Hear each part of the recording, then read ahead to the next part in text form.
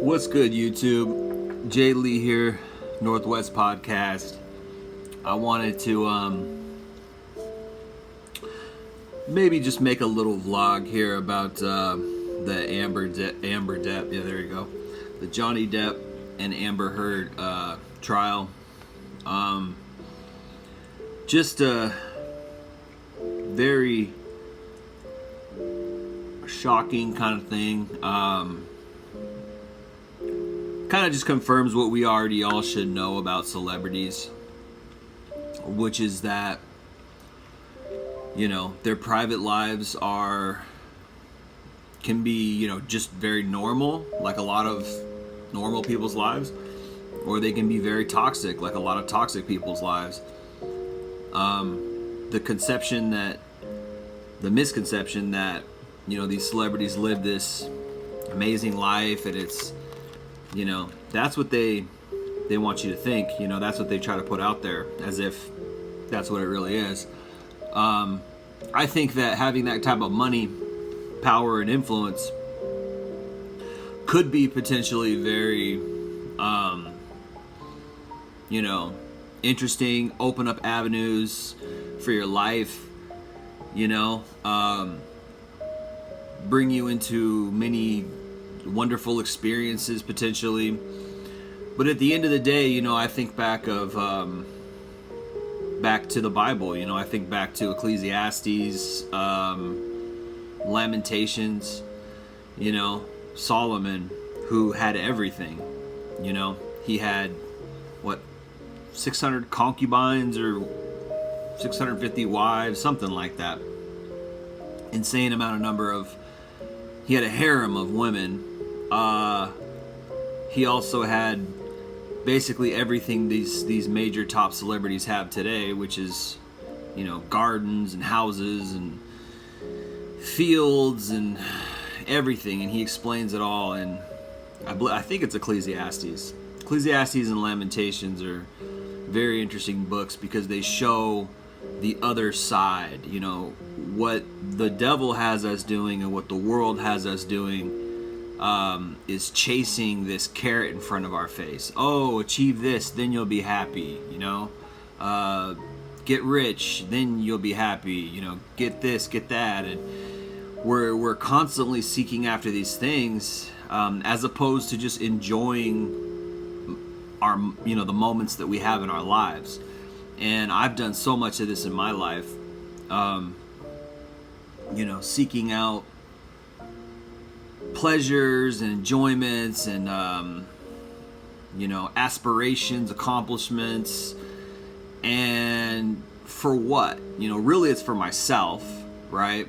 I'm not doing it to help anybody but my own ego or my own lust or desire or greed, or even if it's for a good purpose. A lot of people do good things for themselves, and not to say that doing good is ever really bad per se, or helping others is ever really bad per se, but what I found in my life is that the more you try to please yourself, the more you're unhappy. As far as doing something that like when you're pursuing some desire, like, if I just had this, I'm not saying like taking care of yourself is a bad thing. I'm not saying like, setting a goal or being disciplined or exercising or eating better. That's for yourself in a good way. But I'm talking about like these kind of pie in the sky dreams where like, I'm going to be a millionaire, or I'm going to do, and it's like you end up spending like years and years and years of your life dreaming or thinking ahead. And I did that for about 5 years of my life when I was young. I wanted to be a basketball player, and I put all my desire into that, and I got very good. I wasn't near good enough to really do anything with it, but I got very good. I mean, I got pretty excellent considering people around me, but I wasn't elite. You have to be, it's like 1 in 100 million or something. So what I learned is that I spent all this time doing something that not only did it not pay off, it wasted a lot of my time. But actually, looking back, it was kind of a life lesson. Like, okay, don't do something like that. Don't, particularly something that's like not even within your wheelhouse, that's not even within your skill set or something. I think a lot of people, like Johnny Depp became famous when he was 20, right? So some people, it just falls on them. But the world, and you can learn about this in Ecclesiastes, the world really is set up to sucker people into wasting their time, sucker people into living like a mouse on a wheel, spinning their wheels and really just going nowhere, as opposed to what? As opposed to leaving the matrix and really just enjoying your life, enjoying moment by moment, finding something small that, within your reach that makes you happy. I think some of the most unhappy people are people who put their hope or their energy and motivation and all that into the future.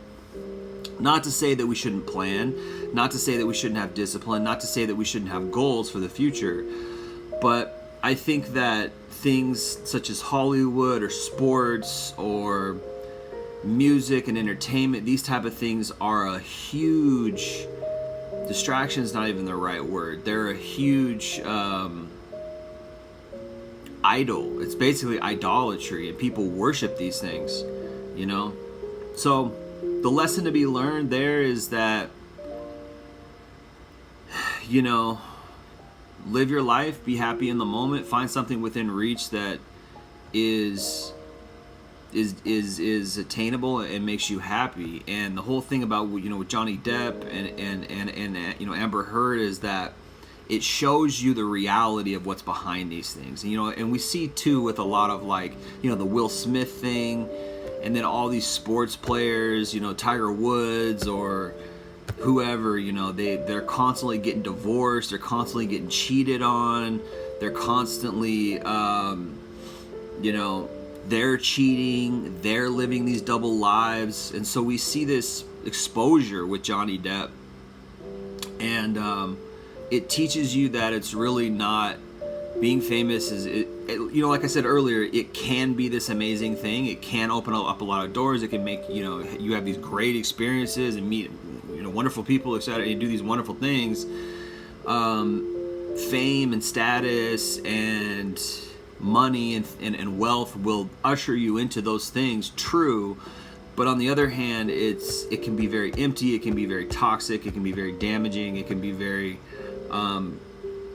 ultimately just vanity, right? So if you read Ecclesiastes and you read Lamentations, Solomon's like, vanity of vanities, everything is vanity, everything is just chasing after a wind, everything is a waste of time, and that's one thing that I did learn in my years of playing basketball. And I made varsity in high school, and I was popular and things like that, and I was one of the cool kids or whatever in high school. And there's things that come along with that, like girls admire you, girls are interested in you, people look at you in a different way, treat you differently, you're invited to like cool parties, there's quote unquote perks. On the one hand, you might think those things are perks, but if you flip it, which is what happened to me in my senior year, is I switched schools and I actually moved to a different city, and I didn't make the basketball team, and I was just like a new guy, and I realized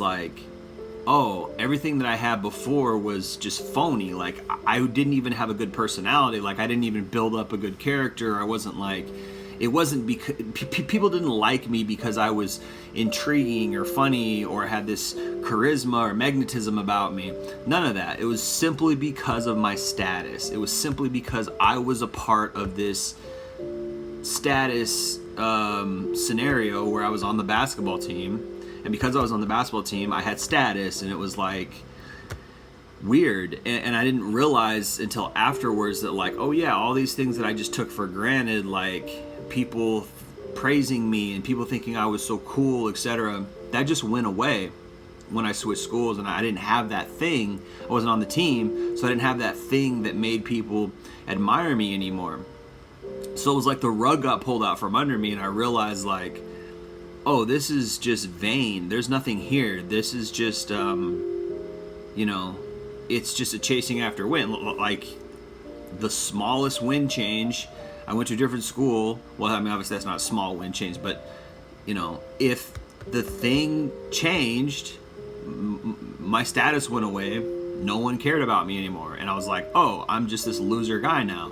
So I knew what it was like within the course of 12 months, not even that, maybe like 6 months, I learned what it was like to go from like being at the top, like, oh, popular, everybody thinks you're cool, everybody knows your name, everybody like treats you different, everybody respects you, to just nothing.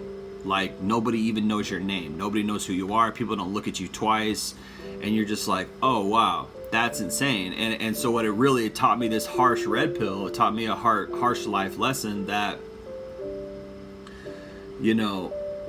so much in life is vanity. And I just remember growing up thinking like Michael Jordan was amazing, and like, all these cool actors, Will Smith and Johnny Depp, and I grew up in the 90s when these guys were pretty much at their height, although some of them carried over, most of them did, some of them didn't, but just looking at these people. And I remember, like, I think it was like 1998 or 1997, I remember like watching the Golden Globes. I used to watch that when I was a kid. I was like 13, 14, Golden Globes and the Emmys and the Oscars, and like thinking these people were so amazing. And I was, and what it was just this big circus. It was just a big charade. It was just this big false entity. They're giving all these people praise for doing something that's relatively easy, which is acting. Some people would argue with that, but I mean, at least like sports players, it's like something that requires extreme talent and extreme skill. I mean, to be an actor is really just like, now we know they're all weirdos who basically do the occult thing. But anyway, that's another story. But just watching these Oscars and the Golden Globes and thinking like, oh, these people are so amazing, and all this glitz and glamour, and like they're all dolled up, and they're people are taking their picture, and it's just like, to go from that to like seeing, after the last 2 decades, divorce, cheating, scandal, jail, drugs, all these things that, like, what these guys are really like behind closed doors, you're like, they're not special. This is just some weird thing that the Matrix does, is it sets up these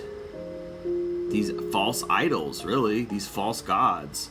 They even call them stars, like, oh, you're shining star, like you're better than other people, or like you're almost godly. And like Eminem came out and called himself a rap god, and they position themselves as deities. It's weird, man. And so that's one of the things that came out from this trial, is that you see somebody who's just extremely damaged, extremely messed up, to where they're using drugs recreationally, and basically they're addicts, and it's just an exposure. It's vanity. And so I'm so glad that I discovered the Bible at age 19, 20, like after all that happened, losing my status and feeling like a loser, and going through this like extreme social social crisis, really, a social, what do they call it, a culture shock. But to me it was like a social crisis, because I was going through this withdrawal of like my little comfort zone into this other environment where like I had nothing. No, I spent like 5 or 6 years building status, not really meaning to per se, just what I really wanted to be was a basketball player, and I met cool friends and stuff, and then I became popular, and it was like, but what I didn't realize is that it took 6 years to get to that point. from the time I was in 7th grade to the time I was a senior in high school, or about 5 years, right? I had built up this reputation and respect, and because I spent years with hanging out with the cool kids and all that kind of stuff, and then it all just went away because I moved to a different city. And so you realize that life is fleeting, man, and so I went through that culture shock. I went through that social crisis of just having this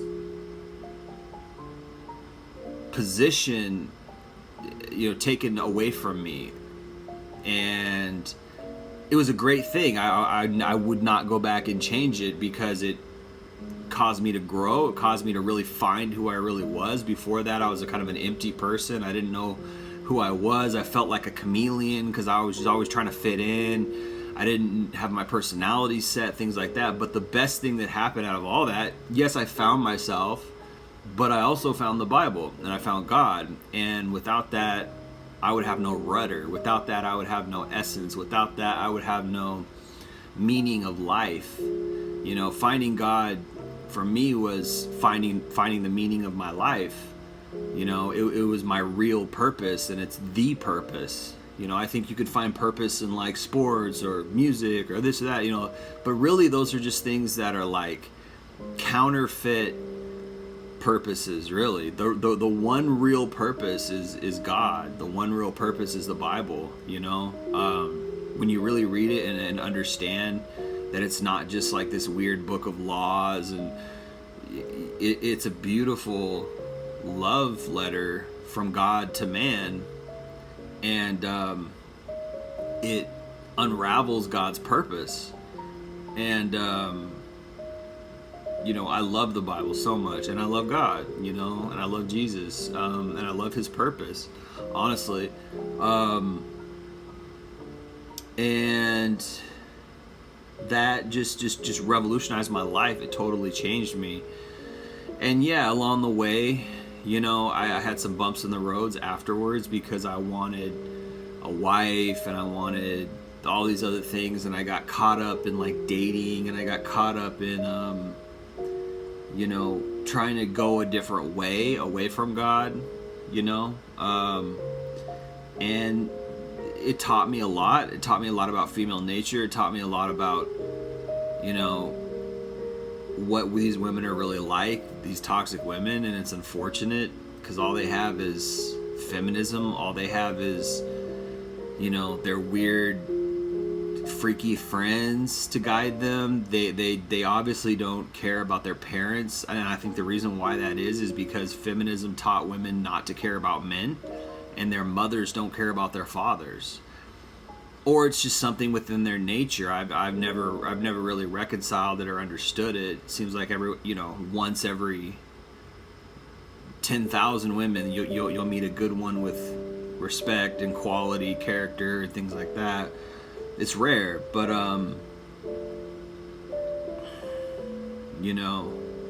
it showed me how toxic these women are out here. And it showed me, after dating a few really bad ones, and then one really, really bad one, really two really, really bad ones, it showed me it showed me what somebody like Amber Heard really is like behind closed doors. And it's sick, and it's weird, and it's sad what we see with her.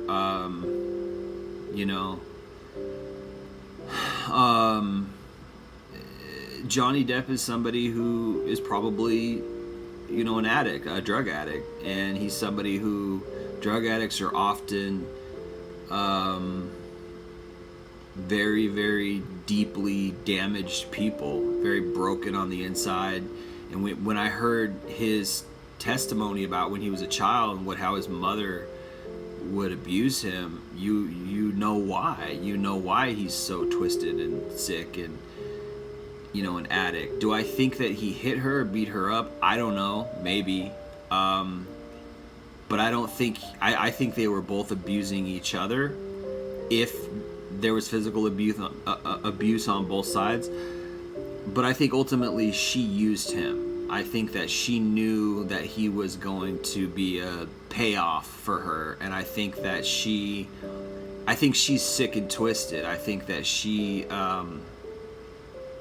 it's sad, because you look at somebody like her and you're like, there's so many women out there like that, or there's so many, there's like a spectrum, like maybe not quite as bad as her, maybe some worse, and you have to think of like how much she had people fooled, how much she had Johnny Depp fooled, how much she had the world fooled to think she was somebody else. And she's been diagnosed with borderline personality disorder. I don't doubt that, man. I think she's also a malignant narcissist. Listening to the tapes and listening to her testimony, she's lying, obviously, and it's sick and it's embarrassing, and it's like, it's scary, man, watching somebody like that lie, because you're like, yeah, no wonder why men walk away from women. Like, no wonder why men are walking away from dating. They don't want to get set up. They don't want to get screwed over. They don't want to get taken to court from false allegations. They don't want to get their life ruined by a sick, insidious, twisted woman. And you have to think, like, why did she do it? He gave her like a $7 or $8 million divorce settlement, and she was already rich and famous. Like Johnny said the first day, he said none of this had to happen. She was vitriolic. She went to the tabloids and she published a story that he was abusive to ruin him as a man. And you have to think, why did she do that? Did he hurt her? It doesn't sound like he really hurt her. It sounds like she's just so evil and twisted that she really got into a relationship with him, love bombed him as narcissists do, and then just twisted this narrative into something where he was this monster or whatever. And it's like, maybe he did go off and do drugs, and maybe he was belligerently drunk or high or whatever, but it doesn't sound like there's much evidence for him beating on her. It's possible, and even if it is, even if he did physically harm her, it sounds like she physically harmed him too. So it sounds like they were physically abusing each other, or just she abused him physically, or there was just a horrible toxic relationship going on, and she manufactured this story about how she was just a complete innocent victim. Which is like, it's fun. It's weird how like people who are toxic and twisted, how they often really just go way too far, and it's like, she didn't have to do that. Like, she could have just divorced him, took the $7 or $8 million, went on to live her life. But she's not normal. She's sick, and so she wanted to ruin Johnny's reputation. For what reason? It's like, he was like, what, 25 years older than her, something like that. And that's pretty significant. And it's like, why does she need to ruin a man's life when he's almost 60 now? It's like, man, in another decade he'll be elderly. It's just like, and she's in her mid 30s, so it's like, why does she feel the need to do that? And it's almost like a feminist thing. It's almost like a revenge thing, woman against man. Here's this rich, powerful celebrity. I'm gonna take him down because I'm a feminist. It's kind of like, almost like an offshoot of the Me Too movement, when they were just Me Tooing everybody without any proof to just ruin their reputation. So anyway, she said some slick stuff to the tabloids to get him ruined, to ruin his career, ruin his reputation, and it worked, and that's why he's suing her for $100 million. So it's just it's sick and it's sad, and you listen to all the details that come out, and you're like, wow, that was not only a toxic relationship, and it exposes everything, but it exposes her too. And she did a pretty bad job on the stand. I mean, she was crying, but there was no tears coming out. Everybody thinks she's acting. Everybody thinks so. Now her her mental illness is on display for everybody. I don't think Johnny is mentally ill. I've been around addicts like Johnny in my past. They're people who are very deeply damaged emotionally on the inside, emotionally, but not necessarily mentally. And it can go over into the mental. You got a lot of mental issues that come along with that, but it's mostly emotional because of abuse in their early childhood. And that's what I see from Johnny. I see somebody who is treating his, and he even said as much in his testimony, that he's treating his damage. He's treating his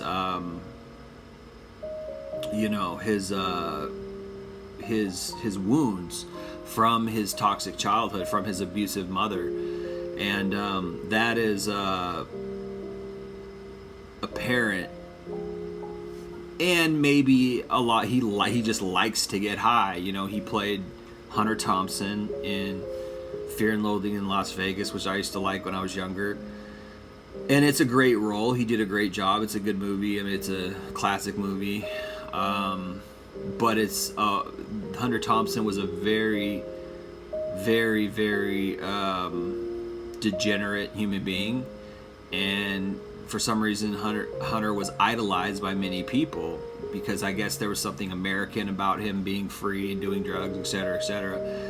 And he and Johnny are both from Kentucky, so they became friends and obviously very close, particularly because Johnny played the role of Hunter in Fear and Loathing in Las Vegas movie, and he did a great job. It is a fantastic role, one of the best ever, because he really captured Hunter Thompson. But again, Hunter Thompson was a degenerate, and so there was a lot of, I think Johnny, the impression that I got was Johnny likes to live that lifestyle. He likes to be high and drunk. He likes to be in this other zone that makes him happy, it seems. And some people just drown their soul in drugs to escape reality to it. But really, if you look at Johnny Depp's money and you look at the access that he has to really anything he wants, it's not his environment that he's escaping, it's his inner wounds, it's his inner damage, and maybe he just likes it, so it's kind of a little bit of both, right? He just likes this drug lifestyle. So that was exposed, and that's something that she accomplished, and he went through that. He'd rather that part of his life be exposed than everybody for the rest of his life to call him an abuser, to call him a woman beater, right? And I think she even accused him of sexual assault. It's insane. Like, Johnny Depp can get any woman he wants, but I'm not saying that that's not possible for a man to assault a woman that he's married to or whatever. That is possible, and it could have happened. I don't know, but unlikely. At any rate, it's it could have happened. I'm not saying it's totally unlikely, but all these things are being exposed, all these accusations, all this horrible stuff, and you have to wonder, like, why? Just because he married the wrong woman, and there's so much you could say. You could say, oh, well, he's famous. How I always looked at fame like, how are you ever going to get married if you're famous? Because you would never be able to trust the woman because women are hypergamous. So it's not you they're falling in love with. It's your fame. It's your money, right? So pretty insane stuff, man. Really just insane stuff all around. So many lessons to be learned, right? If you're ever famous, it's weird because it's like this catch-22, because all these guys are trying to get more money. All these guys are trying to get status and fame so they can get a woman and they can attract women. And it's like, yeah, but you do realize that the type of women you're going to attract with money and fame are toxic, narcissist women that you shouldn't want anyways. Like, it's weird how guys do that. It's like they play into their own narrative of setting themselves up. You're setting yourself up to be used. If you're using money to attract a woman, you should use who you really are. You should be it's really true when they say, oh, be yourself. Yeah, you want to be yourself. You don't want to, like, so many, and like even these poor dating programs, etc. They teach you to like make yourself more attractive and have a better personality and woo woo woo. It's like, just be yourself. If she doesn't like you for who you know, again, I'm not saying like, I wouldn't sit here and say like, you know, people can't improve. Like, yeah, maybe you need to be more funny. It's better to be funny than it is boring. Like, maybe you need to, it's, you know, developing your personality in and of itself isn't quote unquote necessarily a bad thing, you know, because it's like, you know, we could all be more interesting and funny and things like that. But if you're putting all your cards in that and like you just can't, you know, like if she doesn't love you for who you really are, when you're boring or when you're dull or when you're, you know, tired or when you're stressed out or whatever, then it's like she doesn't really love you. She doesn't love all of you, you know. And it's like, and I'm not saying like you should just be a couch potato loser either, but it's, you know, it's a weird thing. It's a fine line. It's like there is hypergamy. There is this like natural order where women choose guys who are in better shape or choose guys who make more money or who have better lives, and it's this weird shallow thing, but yet guys do it because they want the woman, and it's just it's weird. It's hard to reconcile. It's hard to, you know, it's like if you want a woman to love you, you should be yourself. So, you know, for someone famous and rich like Johnny Depp, it's like, how do you even navigate that? You'd have to find somebody who's on your level, and who's on his level? Like, nobody. He's as high as it gets, you know, and it's kind of tragic in a way, because a lot of these celebrities never find love, you know, because it's like people don't really love them and they get divorced all the time, and it's like, it's a weird thing, man. It's like you think she's really attracted to you, when in reality she's just attracted to your money or your fame or your status. And it's like, how do you reconcile that? It's pretty hard to. But and then you got these toxic, worst of the worst type women who are deep down are radical feminists, malignant narcissists, complete lying, gaslighting, succubus women, right? Like Amber Heard, who just toxic and insane as it gets. And it's just like, it makes you want to go MGTOW. It makes you want to be like, hell no, I'm not risking that. You know, she was probably peaches and cream for the first 2 years of their relationship. You know, I think it was 2007 or 8 when they met, something like that. Maybe a little later, I'm not sure. But like, they were only married for a year and a half, I think. Maybe even only a little over a year. And I think they dated for like 5 years before that. So it's like, how long before it got really bad? You know, how long before her true colors really came out? You know, I dated a girl, I talked about this earlier, like there was like 2 major girls who really messed me up, who taught me the most about toxic women, taught me the most about the red pill, you know, through, you know, trial by fire, learning through hardships, right, that they put on my life.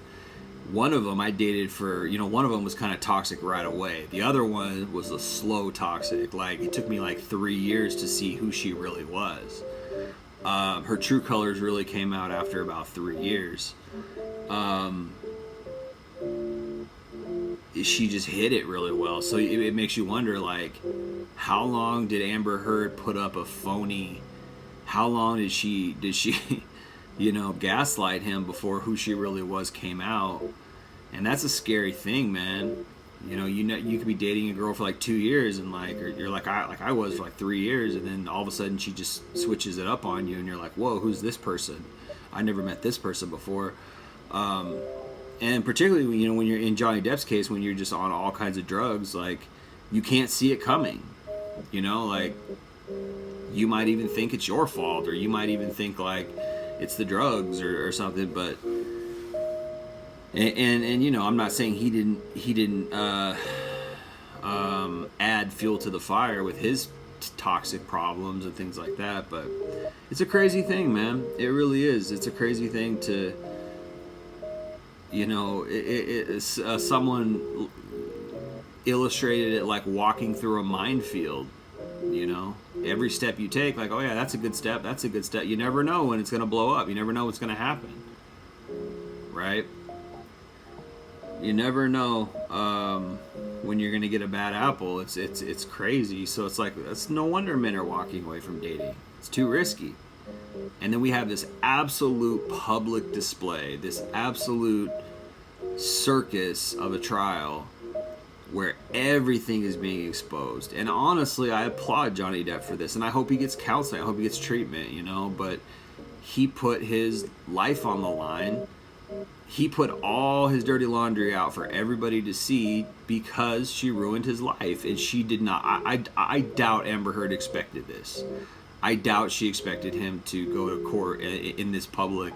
She probably, when she was doing her dirt, she probably was like, he's going to let this happen. Because this is why women do the things that they do, because they think they'll get away with it.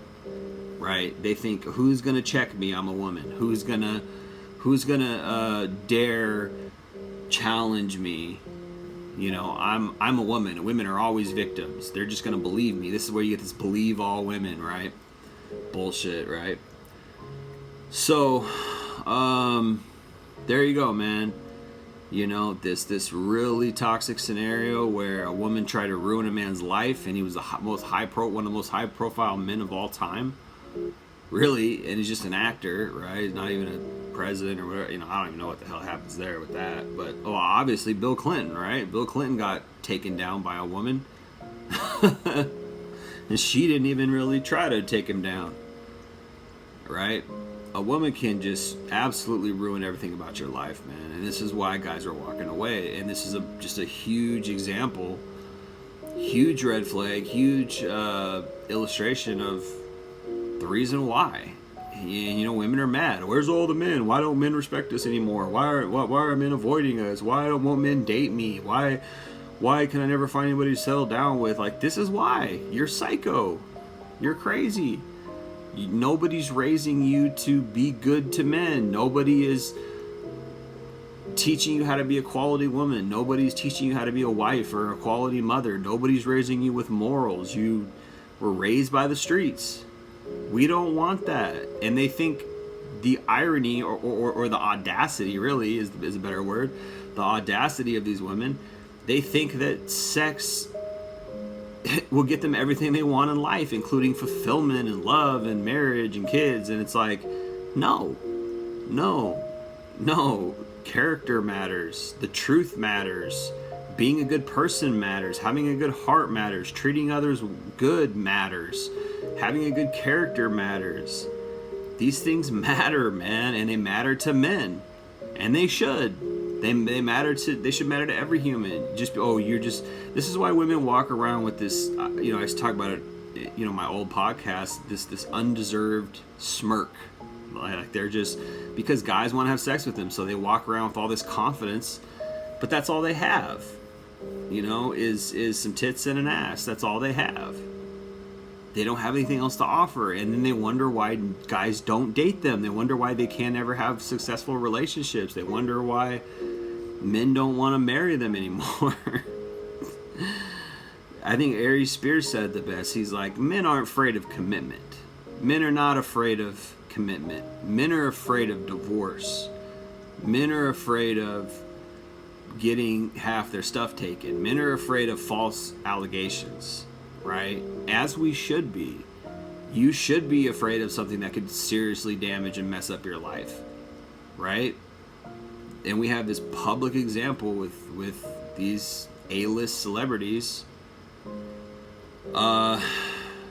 just on display, and it's sad. And it's like, we all like Johnny Depp, we all love Johnny Depp for his roles, and who the real Johnny Depp is somewhere in there. He's a caring guy, but he's also got all these issues, and it's sad. It's sad to see this guy go out like that. I mean, obviously, in a way, it's not that sad because he's got $1 gazillion, right?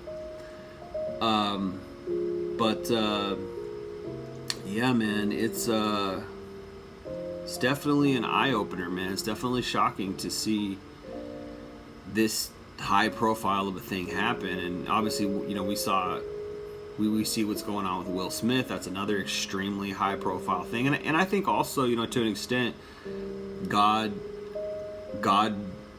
does this. He derails things that, because he doesn't, he wants to show people the truth. You can see the truth if you are actually, open in your third eye, quote unquote, so to speak. If you're open and humble in your heart to really see what's going on in the world, you can see right through the facade. If you look at celebrities and you're like, oh yeah, that doesn't make sense that we worship them because they're just these messed up people. I think that people can really learn a lot from this, and that obviously being that high up of a celebrity is not fulfilling. And look at how messed up this guy has got. Everything you could ever ask for, access to it with his money, and yet the one thing he can't buy is love. The one thing he can't buy is a quality woman, right? He may have all these zillions of dollars and things that many people will never, tropical islands and all this and that, all these things that people would never have or never experience, but yet he'll never experience love. He'll never have a woman who really loves him deep down for who he is, not because he's Johnny Depp the actor, because he's Johnny Depp the kid from Kentucky. Who's going to do that, right? Maybe no one. He's already almost 60. And I said the same thing with Pamela Anderson back when I made my video on Pamela Anderson, how she is alone at 60 or however old she is, and it's like, who's gonna, and it's same with Jennifer Lopez. And I don't know if highly doubt her and Ben Affleck are gonna work out. And it's not that I follow these celebrities anymore. It's just that, I'm not wrapped up in them. It's just, you see these examples and you're like, oh yeah, I love Ben Affleck and The Town and Good Will Hunting, he was good, and Daredevil and all these movies he did, and you look at his divorce, and same with Jennifer Lopez. I remember her being huge in the 90s, the singer, and she can't keep a man, and I made videos about this stuff. These people are serial daters. They're not monogamous. They're never, and it's sad, and you think it exposes what it really is. They're never gonna find love at their age, probably. I hope they do. I hope everybody makes it. Hope everybody's successful and finds love and has everything they want. You know what I mean? I want that for the best. I want the best for everybody. But oftentimes life is tragic, and we can learn lessons in other people's tragedy. So, man, a lot of red pill lessons to learn from this. Don't date toxic women. Don't use money to get a woman. Don't use status to get a woman. Don't think that chasing your purpose or chasing $1 zillion is going to really fulfill you. And it's count your blessings. Learn how to be happy with something small. I'm not saying don't set goals. I'm not saying don't improve. You should, and you should want to. But don't put all your happiness into the future. Learn how to be happy with nothing. And that's a hard thing to do, because particularly in the culture that we live in, is everything is, we're bombarded with this pressure to succeed, and we live in this capitalist society. And I'm not saying socialism or communism is any better, but everything in our society is driven towards success. And I think what people are learning and waking up to is that, things like family, things like, love and good moments and enjoying something and learning how to live with yourself and being happy in the moment, these things are starting to become more popular. I feel like, I bet a lot of people are figuring this stuff out, because these celebrities are exposed. The rug is pulled out from under them. They have no legs to stand on anymore, because we can see everything. We can see all their negatives. We can see all the things they're doing, and they're just, everybody's there's this procession of fools chasing after vanity and clamoring towards success or whatever it is they think is great, getting on TV and getting fame and becoming an influencer and getting a movie role and getting a music album, getting signed to a sports team, all these things that people are, and there's millions of people who are following this and like, oh, what did this guy do? Or what kind of music did this guy drop? And it's like, go outside, man, live your life, find some happiness in yourself. Right now I'm listening to this beautiful piano music in the background, and it's just like so relaxing.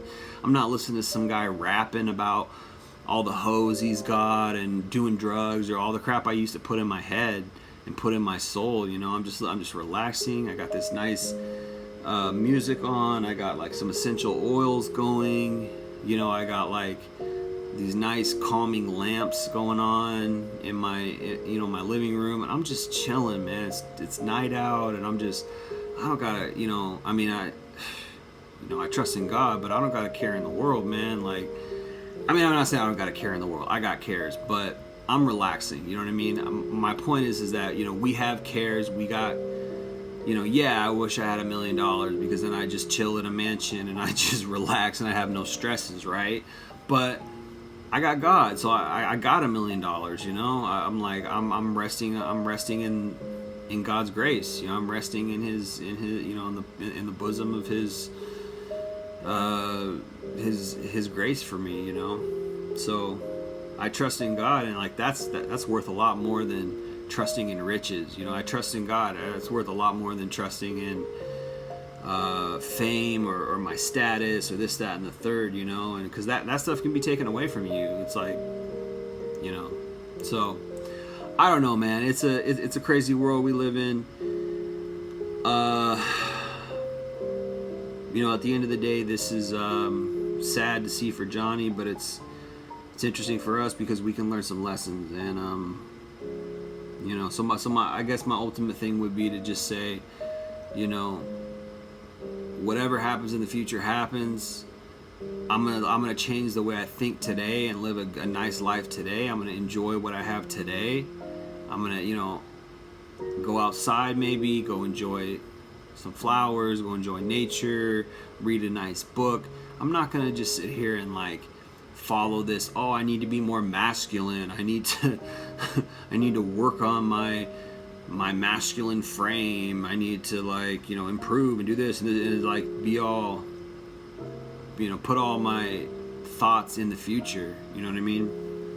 So, not to say we shouldn't improve, right? Not to say we shouldn't improve, but just to be happy and enjoy your life now, man. And if you can find a deeper purpose in God, man, that's the happiest I've ever felt, was being close to God. The happiest I've ever felt was really touching God, touching His purpose, touching His Son Jesus, enjoying God's Spirit. That's deep fulfillment, man. So, but it is what it is. Some people go deeper than others, and I'm not saying I'm constantly doing that. I got my flaws, life is to be lived as well, right? Enjoy life as you can. Go out in your city. There's probably some beautiful, cool little places to check out, cool little experiences, cool little moments that you can find, and if you got a good significant other, count your blessings. If you got parents, count your blessings. Tell them you love them. Spend time with them. Spend time with your family. Spend time with your siblings. Create good relationships. Those moments are worth more than gold, man. Those moments are worth more than money. Money can buy material things, but the moments is what matters. With your family, the love. If you got that, count your blessings. Thank God for that, man. Because many people don't. Many people really live a void, dull, loveless life. Just like these celebrities, right? They don't got no one to love. Maybe they got lust. Maybe they have access to sexual encounters, but they don't have love. That's something you can't buy with money, or they have some kind of fake love, right? Which, like I said, in the first 20 minutes of this podcast, I experienced that in high school. It's fleeting, man. It's empty. I felt empty. I felt weird. I felt like I didn't know who I really was. I felt like a chameleon, always trying to fit in, trying to be something I wasn't, trying to be more than I was, not really loving myself, not really being comfortable in my own skin. not just enjoying every day. I was miserable because I felt phony. I didn't feel like I didn't feel like myself. I didn't feel like who I really was. And I'm sure many of them feel like that because they're constantly caught up in this ambition that they have to be famous and live this persona that they've created around themselves. Many of them, I'm not saying all, but a lot of them, and it's sad. And anyway, I'm glad I got out of that. And I hope that you all stay blessed. I hope that you all enjoy your lives, and I hope that you can really find true happiness and really understand and enjoy what it is to enjoy life in a genuine, real way, and find real joy and happiness in life, because it can be found. I've been through many, many miserable years of depression and feeling sad about my environment and, being under some kind of outward, environmental oppression, quote unquote, so to speak, where things weren't going right in my life, or this, that, and the third. I mentioned these horrible women that I dated, things like that, and and poverty can cause that as well. But if you turn your heart to God, He'll make you rich in ways you never even understood, were accessible to you, and you can find riches in your heart. You can find riches in love and laughter and joy and things like that. It doesn't have to be material things, and material things can make you happy, temporarily, like if your whole life is consumed with materialism, then you're definitely not going to be happy. But if you're already living a good life and you're already kind of content and you kind of have a good head on your shoulders, material things can add kind of to the ambiance, if you will, of your life. Like, for instance, I recently got this new lamp, right? Actually, I found it, and I'm pretty sure God gave it to me, because He knows what makes me happy. So oftentimes He'll bring something that makes me happy.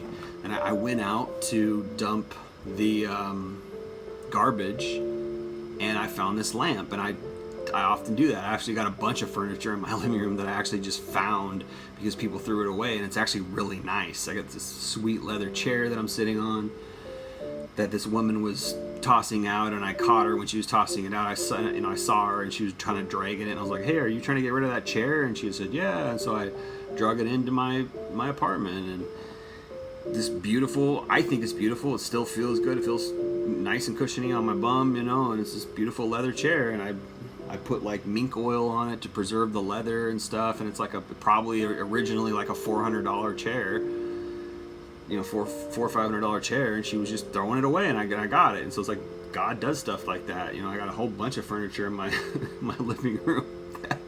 2 lamps, 3 lamps, 4 lamps, actually 4 lamps that people were giving away in my neighborhood, because I like to go for walks a lot, and people were just giving them away.